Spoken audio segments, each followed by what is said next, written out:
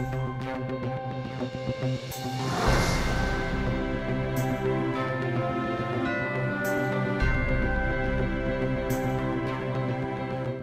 morning, boys and girls. I'm General Ray Odierno, the Chief of Staff of the United States Army.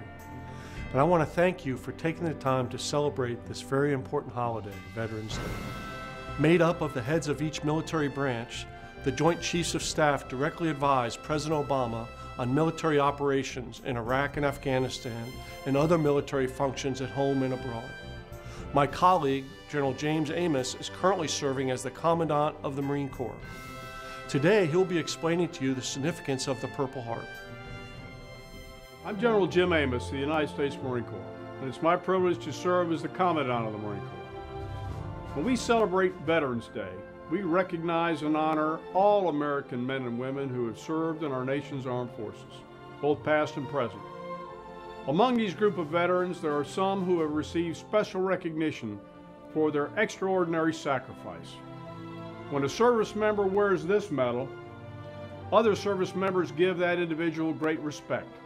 This medal, the Purple Heart, is awarded only to those servicemen or women who were wounded or killed in action against a hostile or enemy force.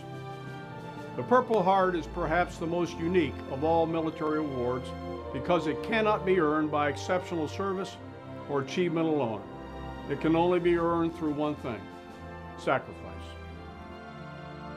Pure and simple, this medal means that the wearer has been wounded in action against a hostile force.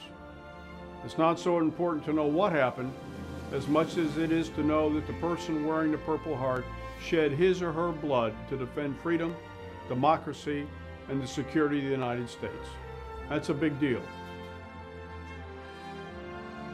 The Purple Heart is the oldest issued medal in the United States military, dating back to the Revolutionary War, when our first president, George Washington, was serving as commander of the Continental Army. Then, General Washington wanted a way to honor his soldiers' exceptional service and their gallant actions in the fight for our country's independence. Established officially on 7 August 1782, this award was first known as the Badge for Military Merit.